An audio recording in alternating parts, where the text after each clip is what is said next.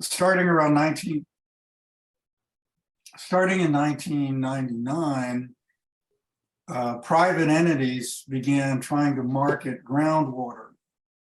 And over the next 20 years or so, they found no private sector buyers because, again, there just wasn't a need for it.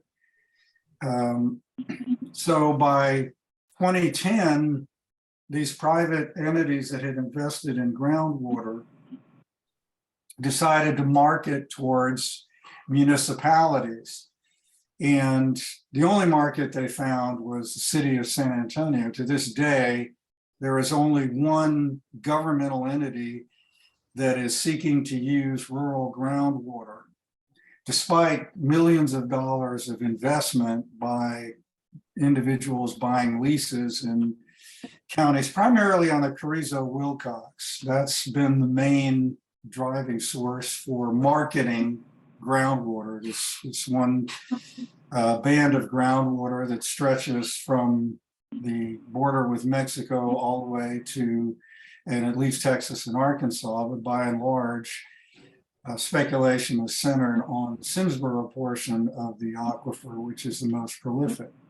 Well, again, it's been said, if you were to talk to some people, why are river authorities getting into groundwater? Well, surface water has been mostly appropriated, and that can be a bit of a misnomer to lay people in that doesn't mean surface water isn't available. That means someone has a permit for it, and in many cases they aren't using it. But as I said, the driving force for river authorities getting into groundwater is because they present an easy target for the water marketeers, because they're not dealing with elected officials and they're not dealing with people that are very knowledgeable. And in fact, if you look at GBRA, LCRA, or the Lower Colorado River Authority or the Brazos River Authority, they are primarily marketing this groundwater that they're investing in to someone else, right? They have no needs themselves, but they're being lobbied to develop this groundwater to assist those developing the groundwater who have the leases to market to cities, right? That's their theory. And I think I've gone on a long time about that, but that's the specific question is why river authorities are moving into groundwater. But the last thing I'll say until the question period is the real problem with that is most of these river authorities do not have the statutory duty or obligation. Their main role is to fairly allocate the management of river flow. That's it. And the problem with them getting involved in groundwater is they have limited resources, and the rivers suffer as a consequence of them getting into the water marketing business. And again, there'll be plenty of time for questions, because I'll finish relatively soon with these three questions. The second question is one that's near and dear to my heart, which is what's going on with desalination and what are its prospects in Texas? I say that because while I was at GBRA, we are still the authors. My study is still the principal. We spent over $5 million looking at ways to integrate saline water into the state's water portfolio, and we came to several conclusions. The first question is, not a lot's going on, and that's the first answer. Why is not a lot going on with desalination of water? Has nothing to do with the demand, the cost, or the proximity, and everything to do with groundwater. Desalination is seen by the Austin Water Lobby as a key limiting factor in moving rural groundwater to the major cities in Texas. You know, in other words, if you present a new unlimited source of water, that will slow the marketing of groundwater. And keep in mind that these private sector investors are all paying certain landowners payments every year. So they have a strong incentive to fight any and all competitors of moving rural water to metropolitan areas. The biggest plus for desalination, I'll give you the biggest plus and minus. The biggest plus is unlimited supply. When the first version of Chapter 18 of the Texas Water Code, which I am the principal and sole author of, dealing with desalination, in the very first bill, we put an estimate of the Texas Gulf water and the quadrillions of acre feet of water, because acre feet is how we denominate water supply, raw water supply in Texas. And that was to get the attention of lawyers and legislators and other folks saying that it's unlimited. Okay, the supply is unlimited, but what's the potential service area? 67+% of Texans live within 150 miles of the Gulf Coast.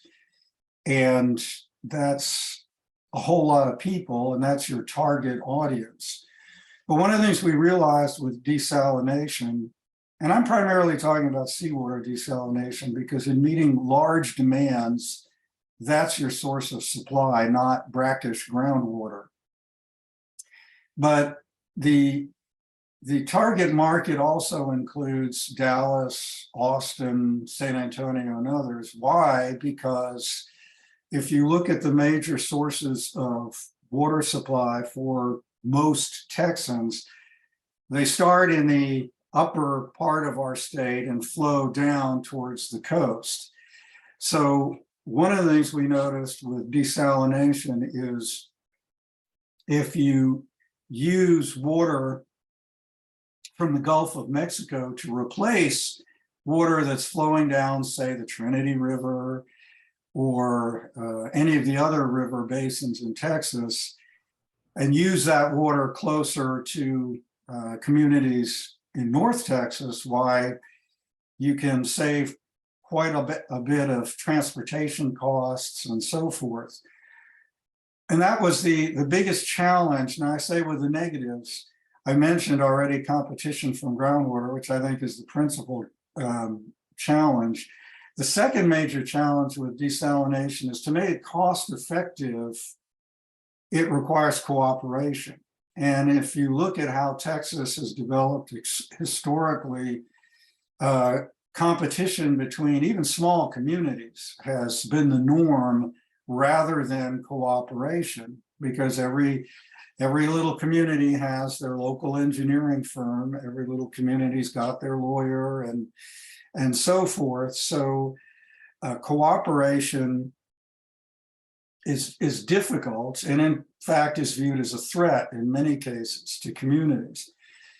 But to end the story of how desalination would work effectively is, if you look at an existing transportation system like the Mary Roads pipeline, which runs from the lower Colorado River all the way to Corpus Christi, and you were to extend that to the Houston area, which is 26 miles to the Brazos River, and then you're pretty much in the Houston distribution area, you've got a large network where you can use this more expensive desalinated water to, the term we use is firm up or make reliable sources of surface water and groundwater that are just not reliable, that during droughts they dry up.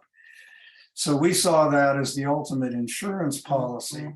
Now, again, I will mention that a principal problem with that is, as I said at the very beginning, if you have groundwater, surface water, and marine seawater all integrated to provide supplies to a significant number of primarily urban Texans, you're not going to pump more groundwater. You're not going to need to let anybody's well draw down or require them to have mitigation or whatever.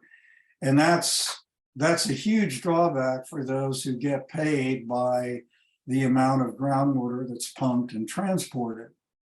So that's been the problem with desalination. Now, about 3 minutes on brackish desalination.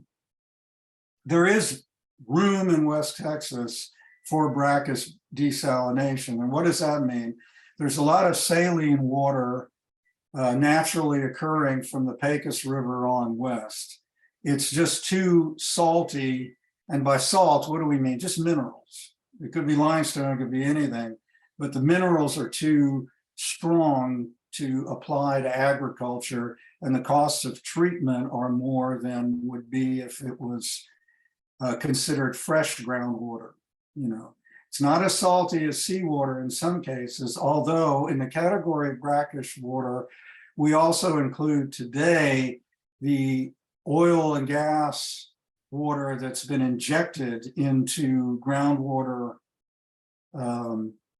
levels, groundwater layers in West Texas, and there's quite a lot of that that's available for treatment, at least for industrial purposes. And that's one of the big issues with brackish groundwater. Now, the question is there enough brackish groundwater to meet the needs of municipalities? And the short answer is no for larger communities. For smaller communities of 4,000 or 5,000 people that are declining in West Texas, small cities, yeah, maybe you could find a way to affordably do that by blending it with fresh groundwater. But the big problem with brackish groundwater is it's been there a long time. It's really old, and in many cases, it's not growing. So if you're spending a lot of money to treat it, it's not renewable. You know, you may spend a ton of money to pull it out, and that may work for oil and gas companies as a source of water. Rather, if the state says you just can't keep using drinking water for oil and gas operations, that would make sense for them because their operations at some point end. But as far as long-term firm water supply, brackish groundwater has limited application. So I think I've covered the desalination story in general. And then finally, trying to wrap up before 7:30 with a general intro. Linda mentioned we're hearing more and more about wastewater and plans to discharge it into waterways. There's several issues there. And again, you're taking off the water supply hat and putting on the water quality hat, and then repeating that over and over again. I'm going to start with water quality. Now, from my perspective, having been in this business this long, wastewater treatment plants, large scale, I operated while I was at the Trinity River Authority in Dallas, what we called the largest. We discharged about 135 million gallons every day of treated wastewater into Mountain Creek, which is a tributary of the Trinity. And if you look at the whole Dallas and Houston areas, the Trinity River serves primarily as the main source of water supply, one way or another, for the Dallas-Fort Worth area and for the Houston area. And I'll explain that in a minute. But those wastewater discharges have effectively added more water and cleaned up the Trinity. But a key point to keep in mind is wastewater treatment plants, the laws are different from what's considered water that's safe for drinking water, water that's safe to discharge, and environmental flow. So those are all kind of different laws governing them. But wastewater that comes out of the bigger plants run by larger cities generally is of a very high quality. But what does that mean? That means wastewater entities treat that water to whatever their standards under the Clean Water Act for discharges happen to be.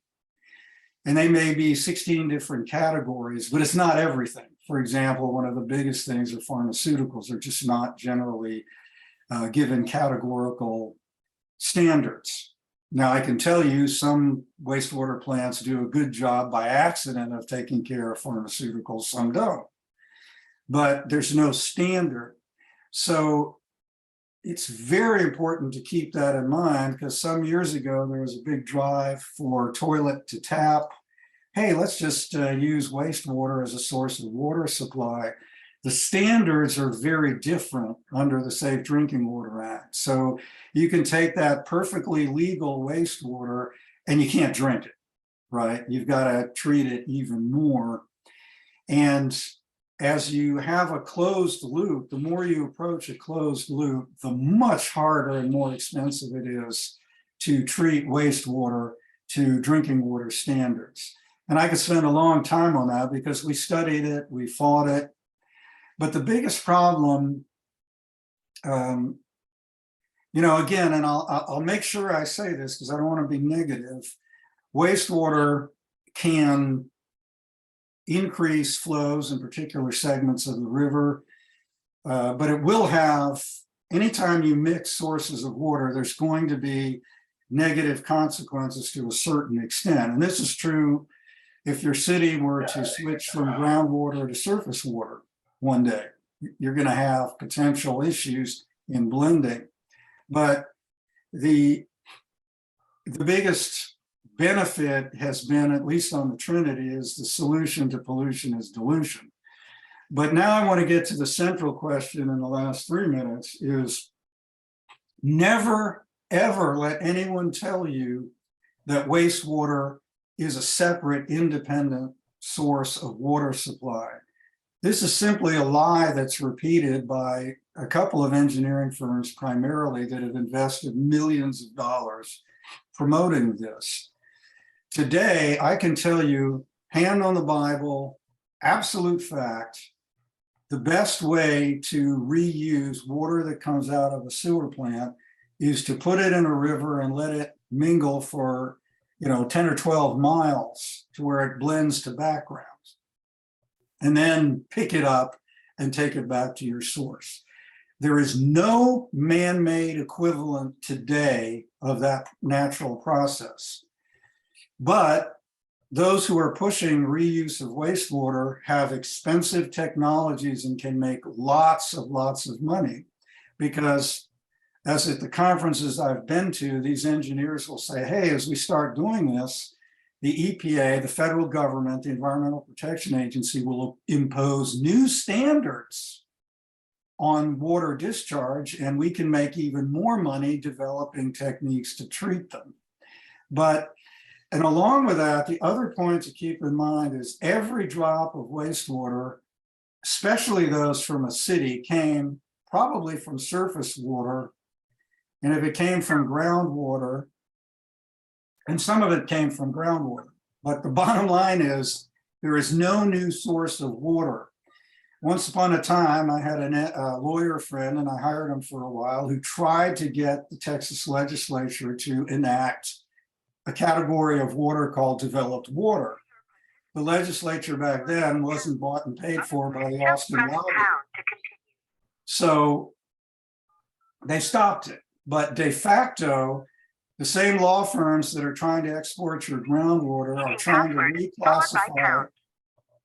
reclassify wastewater as a new source of water. And all this will do is effectively retitle existing water rights that are primarily held by agriculture and rural communities and give it to these municipalities. So again, as I wrap up at 7:30, please keep in mind that wastewater is not a new source of water. We'll move that. And now I'm available if you guys have particular questions. I gave you a very brief overview of things I spent 8 to 12 hours a day studying over the last 30 plus years. So if you have any questions. That was fantastic. I still want to know about the Mississippi water, though. Yeah. We'll take You know what? If anybody wants to ask that question, who asked that question? Okay, this is Willie, lean over here. This is William Harris, a very dear friend. Willie, From I don't want to shoot you.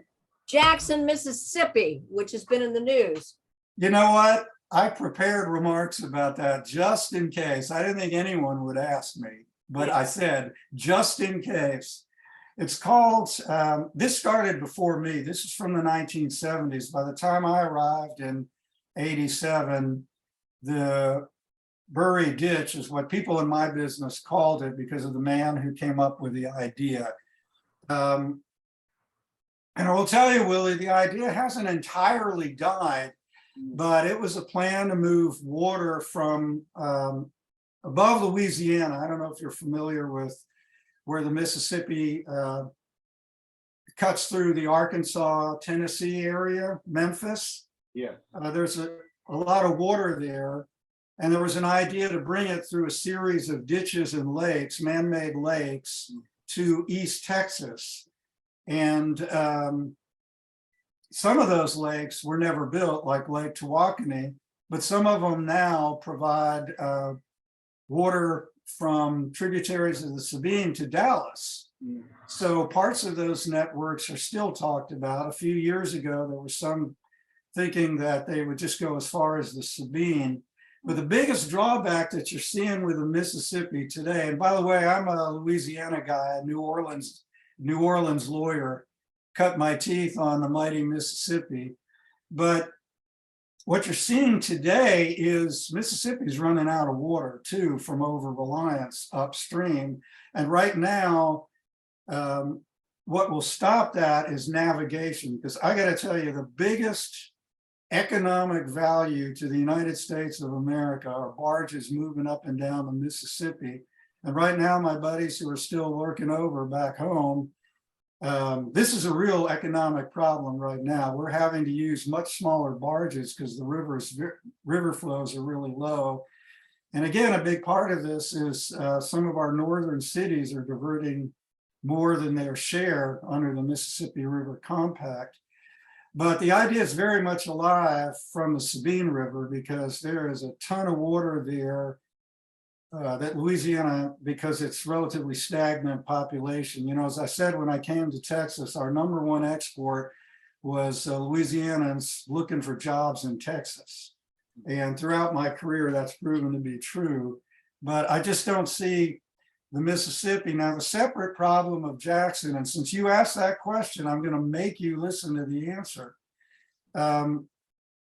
I knew that area pretty well back in the day, and I'm not going to explain why, because it's part of my sordid younger past. But Jackson's problem was, unlike Texas, you know, and this is kind of odd when you think about it, because rural areas tend to be Republican in Texas, urban areas tend to be Democrat, yet Texas has the most pro-Democrat municipal laws. It didn't start out that way, it just worked out that way. But in Texas, if a city is incompetent or corrupt, they can just annex suburbs and tax them.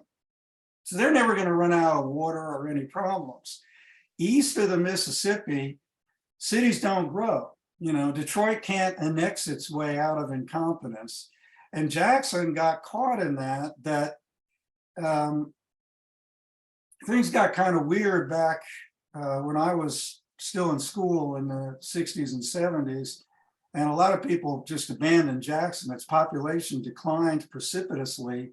And they just didn't have the money to maintain their water system. They've allowed it periodically to be overrun by floodwaters, right? They got enough water. They're not lacking water. They haven't been able to put money in infrastructure and hardening their water treatment plant. Years ago, there was a plan to move it. Hell, that's probably been in the last I heard about it was in the early 90s, but that or harden it. And by hardening is pumps, just building up levees and putting in some pretty massive pumps to keep it dry. But that's the Jackson problem in a nutshell. But the short answer is kind of a little fun area to talk about unless you live in Jackson. But the main thing is the days where we could rely on the Mississippi are pretty much over because the North and the Midwest cities have pretty much staked their claim to every drop that's in that river. But not the Sabine, and I'll leave it at that. Okay. That's This interesting. it is very interesting. We're going to open up for more questions, and y'all, you should be able to mute. If you have trouble muting, I muted some people because I was trying to cut back on background noise, but you should be able to unmute, raise your hand, jump in. Yeah, real quickly, James, if you hadn't already written a book, it's time to get to it. I mean, I think this is just fascinating.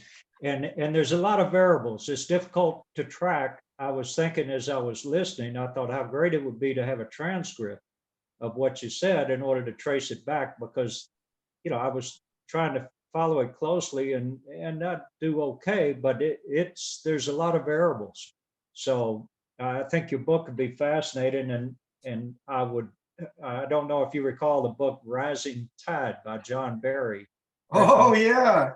Wonderful book. And what the thing about it is, that particular book, and your commentary is right in line with that, because there was the engineering part of it, there was the Mother Nature part of it, there was the political part of it, Hoover and Huey Long, and so it's huge. So it's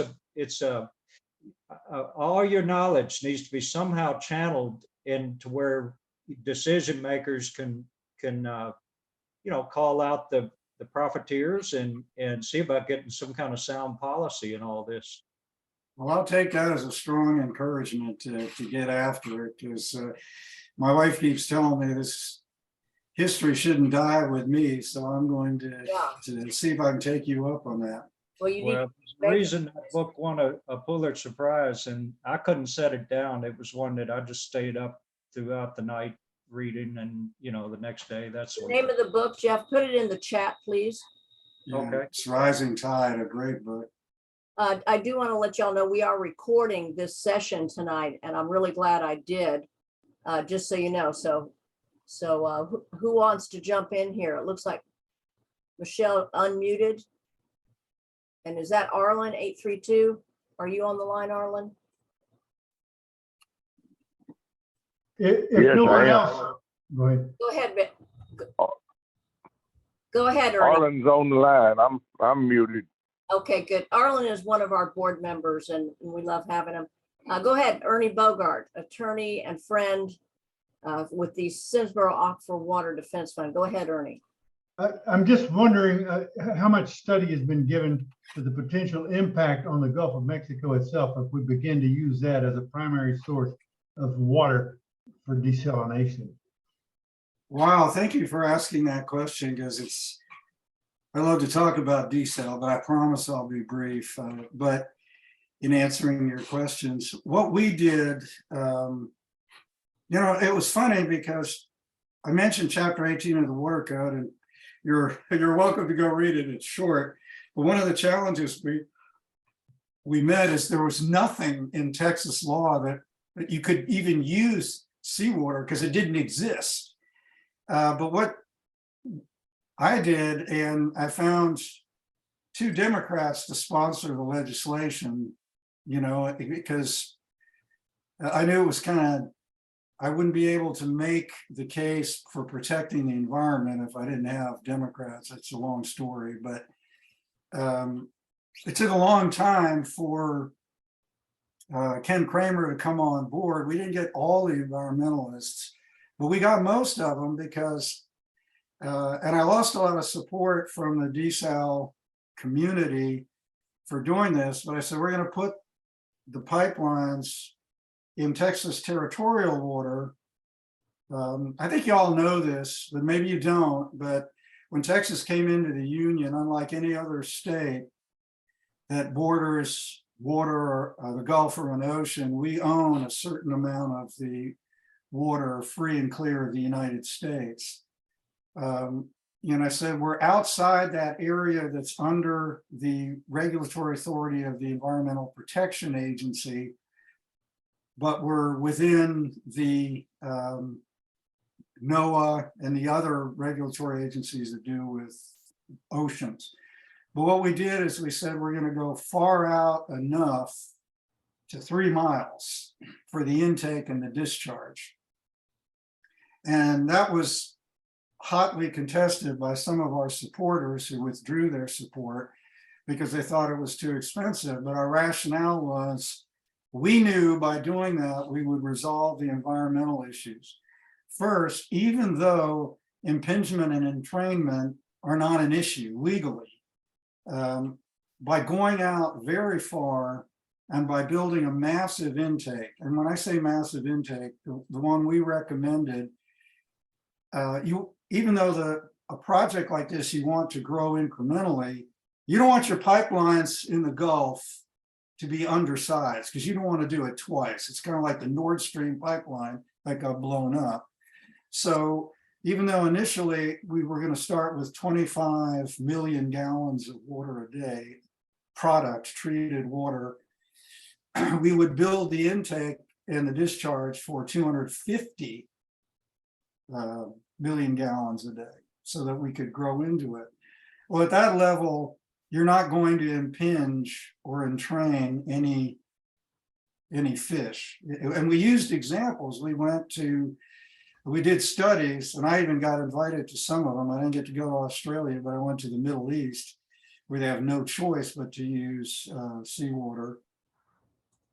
That, fish can swim right up to it. So we were happy about that. One of the things with the discharge is you want to make sure that you design your discharge field deep enough to where we said 1 square mile as the discharge field, to where it goes to background in the Gulf of Mexico, to where the salinity is exactly as it was before, with the idea that probably it would be in a football field size area before the salinity, because the Gulf is so big, it'll go back to background relatively quickly. This is a drop in the bucket. But since that time, I should point out to you that Corpus Christi is looking at some what they call desalination, but they want to take the water out of the bay and discharge into the bay, which is a huge problem because bays are so heavily dependent on their unique variation in salinity. And by the way, from long-term cost, we also found out a side benefit by going 3 miles out. The key factor for salinity, and this is a problem for brackish desal as well, is variability. You're better off with sea level, which is like 30 parts. That's the number. 35 is the number they throw around. I won't bother you with the standard of measurement, PSUs. Brackish can be as little as 15, but if it varies, that fouls up the membranes that use reverse osmosis to treat it. So actually you're better off going further out in the Gulf long-term once you paid off the capital costs, because the water coming in and the water going out is much more likely to be the same. I hope that answered your question. More comments? Yeah, thank you very much. My concern, as you well understood, was I would be reluctant. I know the bays are very sensitive.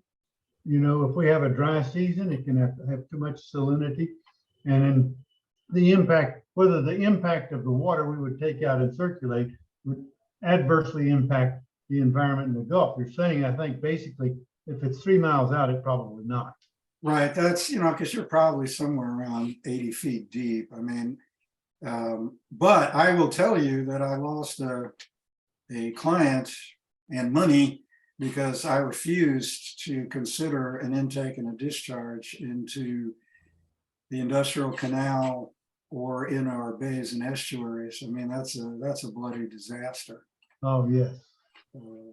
In my opinion, somebody else will tell you a different story, but I just, variability is so key to bay environments that small changes could destroy have long-term negative impacts. Thank you. We've got 15 more minutes. I have a question. Am I unmuted? Yes, Yes, Roger, go ahead. I'm interested in how we would describe this current status of the Ogallala Aquifer, and then how do we see it progressing in the future from where it is now? That's my question. Thank you so much for asking that. I don't bring it up because most people don't live around there, but currently, I'm not saying it's a short-term disaster, but we are mining it, that at present levels, the fellow who runs the equivalent of a river authority up there, he's a decent guy, but he'll tell you they're mining it. They're losing about an inch or more every year. It's just going away. There's no hope.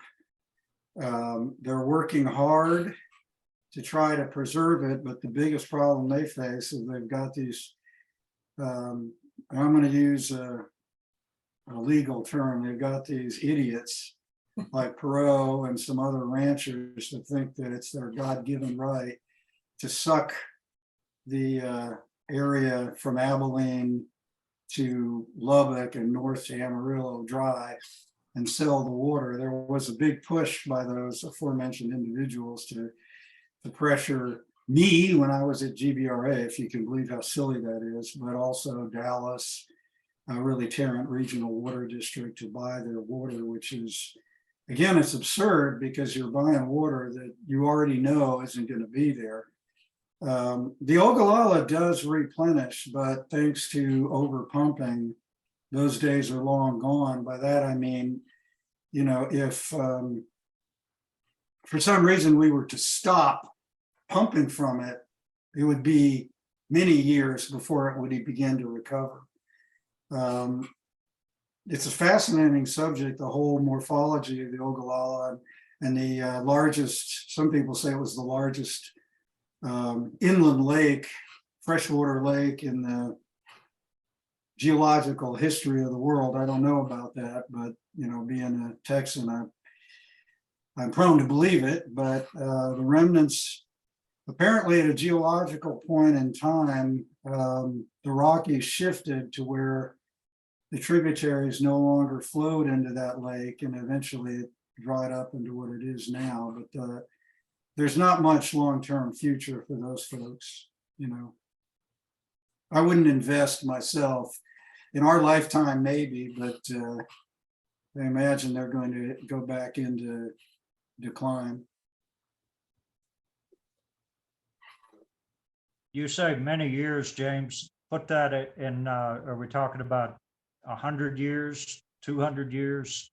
Somewhere in that area to start, to undo the current damage. It's been a while since I studied the flow in the Ogallala, but it's really, it does pretty well to Kansas, but for some reason, the whatever underground formation from there to somewhere in Kansas, it starts to really dry up and trickle. I don't know whether that has to do with the amounts, you know, if there's more water in the northern part, whether those flows would open up like you see happening with the Edwards. But it's just, and it's mainly our problem. We can't blame the other states for overuse. I think whether it's Colorado or Kansas or Nebraska, I think they do a better job than we do because it's all they got in their whole state. I'd like to ask a question for everybody on the call here, unless I'm butting in front of somebody else. Does somebody have a question or comment? Let me stop there for a second. I do, but I've been talking, so I'll wait and see if anybody else does. Yeah, we've got a lot of people on the call. I'd like to ask about underground storage in aquifers, because they're starting to talk about that around Austin now. Yes, thank you for asking that. Also, James, Andy Weir is on the phone, and he's been tracking that issue in this area too. So go ahead, James, and Andy might. First of all, again, there are some engineering firms that have touted this. And in fact, I looked into that as part of the Guadalupe Blanco River Authority Mid-Basin project. And I'm going to say the pluses and minuses. Like any new technology, it was oversold. And if you had the misfortune to listen to a man named Lyle Larson, the things he said were embarrassing about the subject. Yeah, there is a role to play in that. Although as I testified to the Texas legislature, one of the panel members, I think it was Tracy King, asked me, because how that compared to reservoirs, because Lyle was talking about how much less evaporation. I said, well, you can't jet ski on a underground storage. Meaning my point was reservoirs serve other purposes, right? So yeah, you do get supposedly, depending on the type of reservoir, you're likely to get more lost water through evaporation, but it's not lost to the water cycle. You do get loss, and what engineers will principally tell you is, oh, it's 5 times less loss, but they don't know. There's no studies that have really been done to firm that up. What are the pluses and minuses with underground storage? Well, I'll tell you why I looked into that. And the only reason I included that as an option for the Guadalupe Blanco River Authority. Well, number one is it was politically hot. So and we get some interest. I'll be very candid about that. But secondly, we noticed in Gonzales, Texas, where Joe Slensky's from, we noticed a peculiar thing that the drought curves for the Carrizo-Wilcox and the drought curve for the Guadalupe River were similar but different, right? They had different times where one would occur separately. So we felt like we found an area where we could store water in Gonzales County in an aquifer that would allow us to balance those two, so you don't get drawdowns on groundwater or you don't impact river flow in the hydro lakes. And so that was our approach. And again, it can work, but it's limited. Now, let me tell you some of the negatives that you don't get with a reservoir. You end up with groundwater lawyers and speculators. One of the problems that we had is, we had the same people who are promoting groundwater running to the landowners, and I think Joe may know some of these guys, saying, hey, we're going to get you money. Let me be your lawyer, or let me get a lease, and we're going to charge them for water going in, and we're going to charge them for water coming out. Secondly, and that's an expense. With a reservoir, you buy it. It's a capital cost, it's done.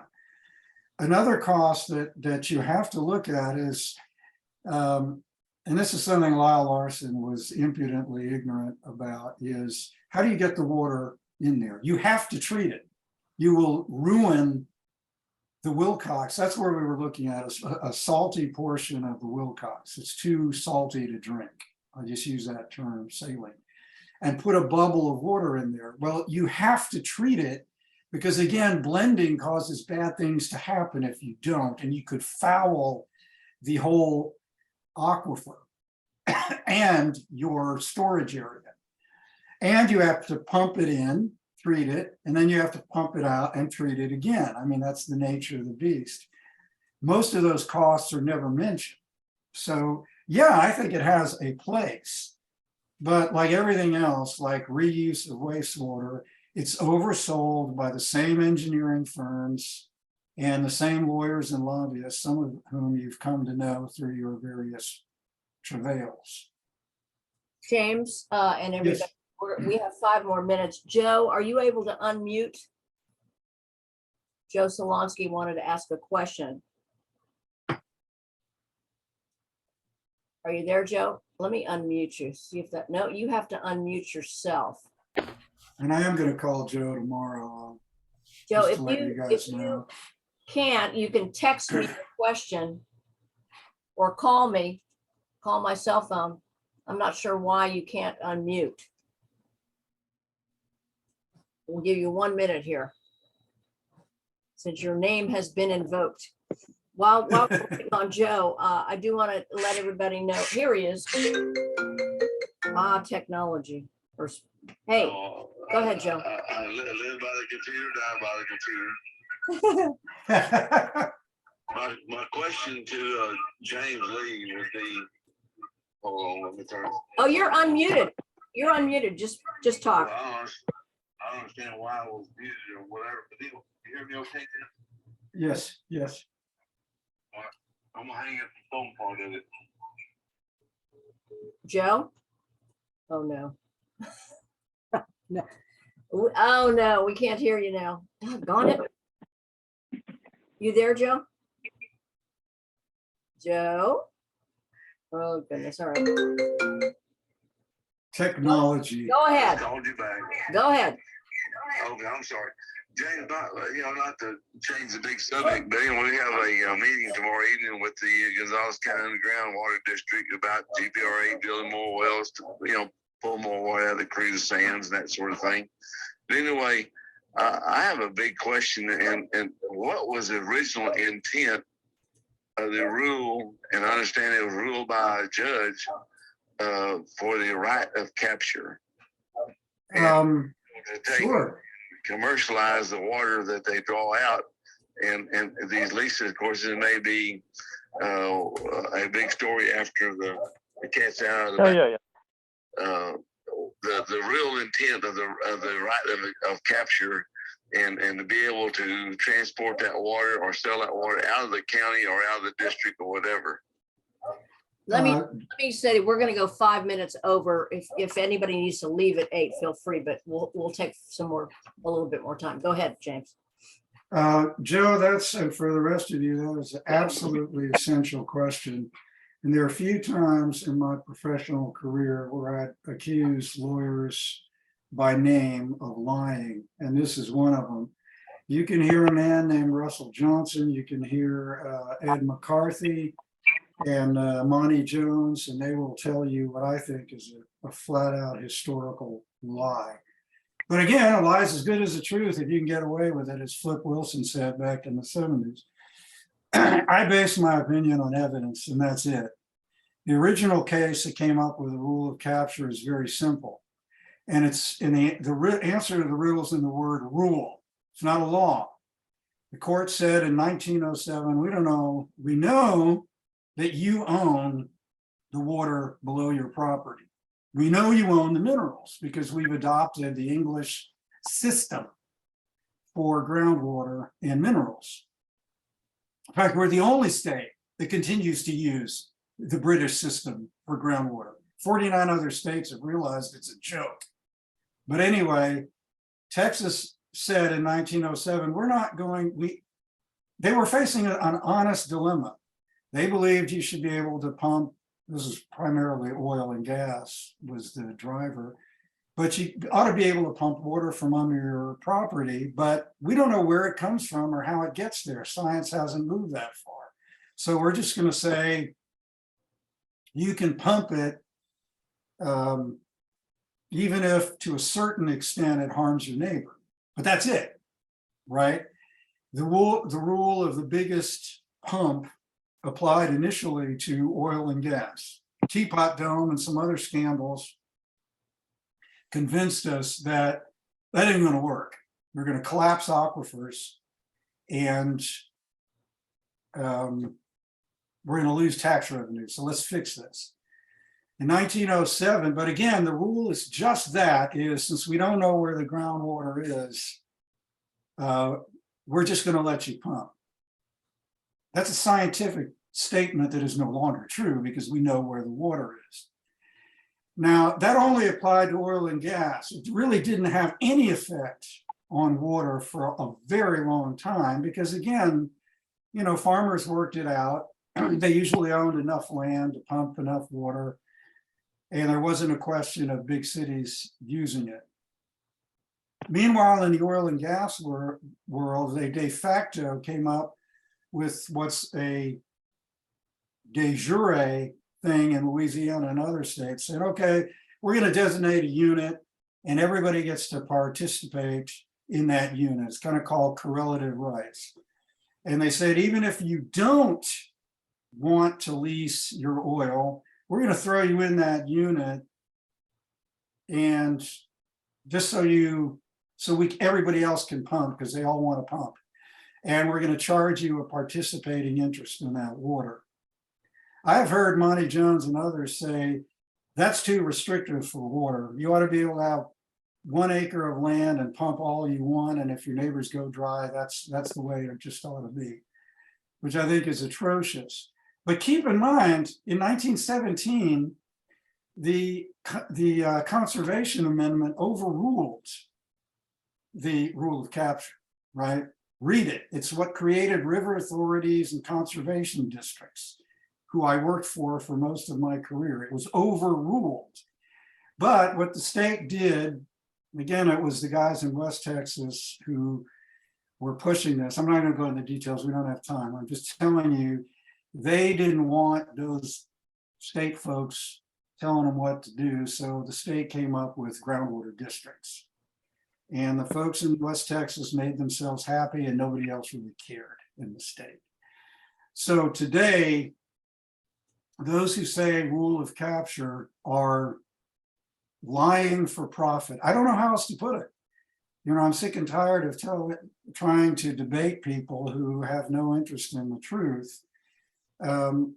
You've heard of correlative rights. Andy Weir's talked about that, but that's essentially saying, hey, anybody who's, you know, I used to be on the legislative committee that was supposed to be of experts looking at groundwater. So, you know, I know of what I speak. There's no legal prohibition today under the Texas Constitution to say, look, anybody who's in this area who has his wells negatively impacted by somebody else drilling shouldn't get money from them. I mean, correlative rights is a very simple approach to that, but the same lawyers, the same lobbyists will fight that to their client's last dime because they want to preserve the right to pump as much as they want unaccountably and ship it to political subdivisions that they've also used money to influence. I can't put it any more bluntly than that. James, is it fair to say that? Jeff, hold on. Well, finish your question, but please don't jump in just like that. Do it quick, please. It will be quick. Is it fair to say that the water marketers want to maintain the groundwater district system to do end runs around them rather than have something passed at the state level to modify the rule of capture or to enforce something that limits how much can be pulled? I don't know if I asked that right, but I think. No, you did, Jeff. Jeff, you did, because it's absolutely true. There is just too much money. Like, we used to have a joke that said water flows downhill except towards money. And it wasn't really that true 30 years ago. It is 100% true today. We don't have any more time, but I could explain that in detail. I could show you examples of exactly how that works. I mean, there's no question that these lawyers regard these districts as captive through the threat of being sued or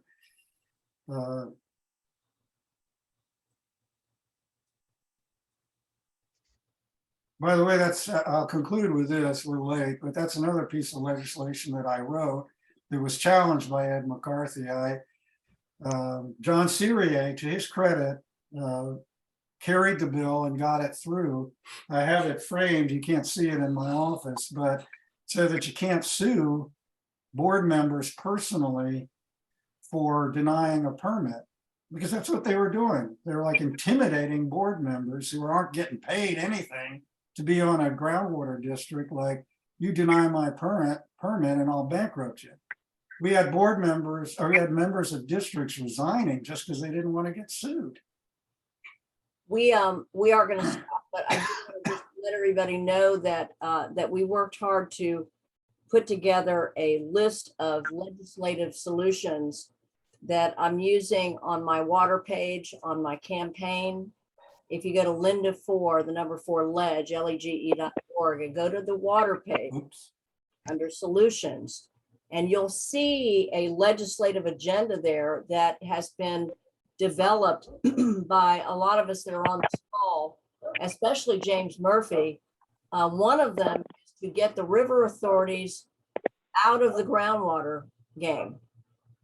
So think about it. We're going to have we have to have some kind of powwow before the January 2023 session begins. And I'm really thrilled to have everybody on the call tonight.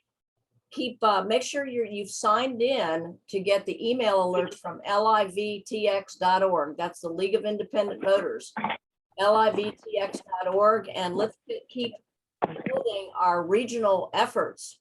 We now have people tonight from Houston all the way over to this area in Bastrop, all the way over to Burnett and Joe Carr's Central Texas Water Coalition on down to the South Central Texas Water Coalition. And we need to get a lot bigger for the whole state of Texas.